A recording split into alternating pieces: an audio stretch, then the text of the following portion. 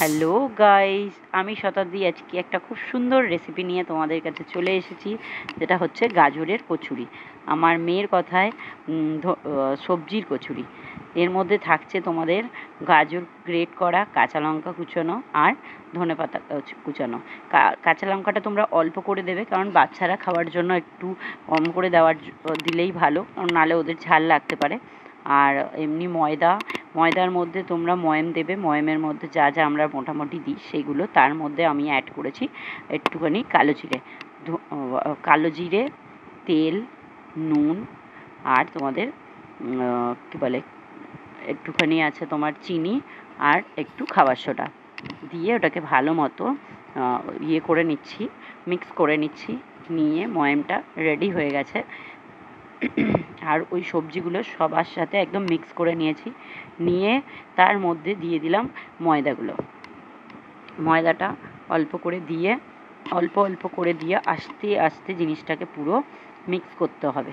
দেখো, অল্প অল্প করে দিচ্ছি, দিয়ে অল্প করে ওগুলোকে মিক্স করলাম ভালো মতো। পুরো মিক্স করে নেওয়ার পরে দেখো সুন্দরভাবে মিক্স করতে হবে। ভালো মতো মিক্স করে নেওয়ার পরে এতে আমি গরম জল রেডি করে রেখেছিলাম, সেই গরম জলটা এর মধ্যে দিয়ে দেবো। গরম জলটা দিয়ে অল্প অল্প করে গরম জলটা দেবো, কারণ অলরেডি গাজরের মধ্যে জল থাকে, তো সেই জলটা ছাড়ে, তো সেই জন্য অল্প অল্প করে ঢালতে হবে। দিয়ে সুন্দরভাবে একটা ডো রেডি করা হয়েছে। দেখো কত সফট একটা ডো রেডি করা হয়েছে। আরও সুন্দরভাবে জিনিসটা যাতে হয়, খুব সফট হয়, তার জন্য ওপর দিয়ে ভালো মতো তেলটাকে মাখিয়ে ভালো মতো মাখিয়ে ওটাকে রেখে দেবে। আর এবারে দেখো, একটুখানি 10 মিনিট মতো রেখে দেবে। দেওয়ার পরে ছোট ছোট লেচি কেটে নেবে। নিয়ে এই যে কড়াতে তেল দিয়ে দিলাম, তেলটা গরম হওয়া পর্যন্ত আমাদের ওয়েট করতে হবে। আর এদিকে আমি করে নিচ্ছি আলুর দম। এর সাথে আলুর দম জাস্ট জমে যাবে। এত সুন্দর একটা কচুরি, তার সাথে আলুর দম জাস্ট জমে যাবে।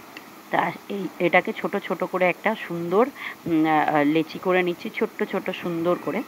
আর তার সাথে দেখো, ইয়ের মধ্যে একটুখানি তেল দিয়ে দিলাম। তেলটা দিয়ে ভালো মতো তেলটা একটু মাখিয়ে নেওয়া বেলার জন্য। এবারে আমরা একটা একটা করে বেলে নিয়ে বেলে নিচ্ছি। বেলা রেডি। এবার দেখো, আমাদের তেলটাও রেডি, গরম হয়ে গেছে তেলটা। এবার তেলের মধ্যে ছেড়ে দিচ্ছি। এবার অল্প অল্প করে হালকা হালকা সুন্দর করে, একটু ধিমি আছে, মানে খুব কমানো না খুব বাড়ানো না, মিডিয়াম আছে, একটুখানি এটাকে হালকা হালকা করে ভাজবো। এর সাথে তোমরা একটা দুটো করেও ভাজতে পারো, কিন্তু আমার মনে হয় একটা একটা করে সুন্দর করে ভাজলে জিনিসটার কালারটাও কিন্তু খুব সুন্দর আসে। খুব একটা সুন্দর কালার, যেটা হচ্ছে ব্রাউন কালারের হয়ে যাচ্ছে। দেখো, ব্রাউন কালারের হয়ে যাচ্ছে। আর যে জিনিসগুলো দেওয়া আছে সেগুলো খুব সুন্দরভাবে ভাজা হবে, তাহলে জিনিসটা খেতে কিন্তু খুব টেস্টি লাগবে। দেখো, আরও একটা একটা করে এরকমভাবে ভেজে তুলে নেবো। এবারে একটা একটা করে ভেজে তুলে নিলাম। নিয়ে এবারে আলুর দম সাথে জাস্ট গরম গরম সার্ভ করে দাও।